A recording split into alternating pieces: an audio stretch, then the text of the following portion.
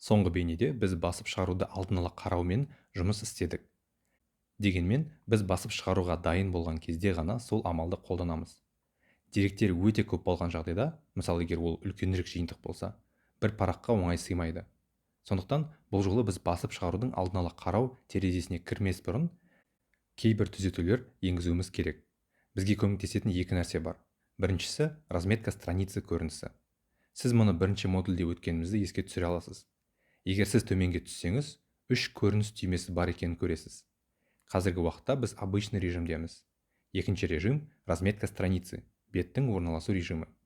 Мен осыны басқан кезде сіз Excel беттері қалай ауысатынын көре аласыз, және біз осы көріністе де деректерді өңдей аламыз. Басқа бір ұсыныс. Разметка страницы қойындысын ашамыз.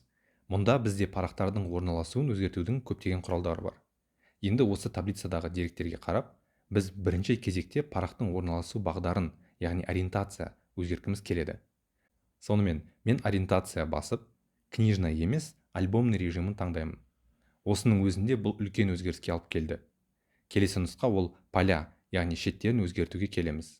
Әдепкі бойынша шеттер обычный, қалыпты жағдайда орнатылады. Мен оны узкий, яғни шетін тарылту режимін қосамын. Бұған риза болар едім, бірақ перфекционист адамдарға бір шетінің екінші шетінен тар болғаны ұнамас еді. Сонымен, оны өзгерту үшін мұнда жақсы жасырылған бір кішкентай опция бар. Біз қайта поляны ашамыз. Настраиваемый поля дегенді таңдаймыз, және мұнда сіз парақ шеттерін өзіңізге ұнайтын кез келген енге орната аласыз. Маған өте ұнайтын нұсқа парақты ортаға қою мүмкіндігі. Ол центрировать на странице деп аталады. Және біз оны көлденеңнен ортаға салу үшін горизонтальный нұсқасында құс белгісін қойып, содан кейін окей деп басамыз. Бұл керемет көрінеді. Енді сәл үлкенірек жұмыс парағын қарастырайық. Сонымен, мен orders тапсырыстар парақшасын басамын, және бұл өте үлкен таблица. Осында біз кейбір мәселелерді көреміз. Біздің разметка страницы көрінісіне ауысайық. Бұны өзгертпес бұрын, төменгі сол жақтағы күй жолағыма кішкене қарап шықсаңыз, сіз 96 парақ екенін көресіз. Біз бұл санды аздап төмендете алатынымызға сенімдімін. Сонымен, тағы бір рет разметка страницы көрінісіне келейік, және бағдарымызды бұл жолы книжный режимге өзгертейік. Ал шеттерімізді узкий, тарылтуға өзгертейік. Деректеріміз әлі де 4 бетке төгіліп жатқанын және керемет көрінбейтінін байқаймыз.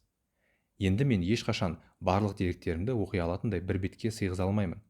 Бірақ менің ойымша, мен оны 2 бетке сыйдыра аламын, және бұл үшін бізге көмектесетін тамаша құрал бар. Ол вписать, сыйғыздыру шкаласы деп аталады. Мұнда сіз парақтарды ені ширина бойынша және ұзындығы высота бойынша масштабты өзгерте аласыз. Мен ені бойынша өзгерткім келеді.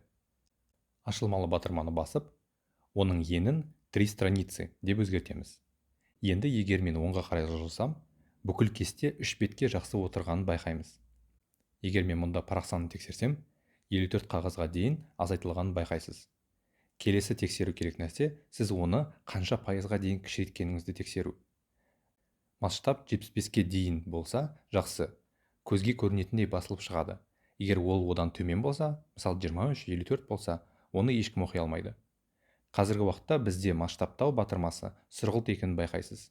Себебі мен оның ені әрқашан 3 бетке сәйкес келетін етіп орнаттым. Осы масштаб батырмасын өзіміз қолмен ауыстыру үшін, мына жерде авто батырмасына қайтып қойып, парақ бетінің масштабын өзгерте аламыз енді. Сонымен, біз өте пайдалы разметка страницы ішіндегі бірнеше құралды қарастырдық. Келесі бейнеде біз үшінші түрі страничный режимде қалай жұмыс істеу керектігін қарастырамыз.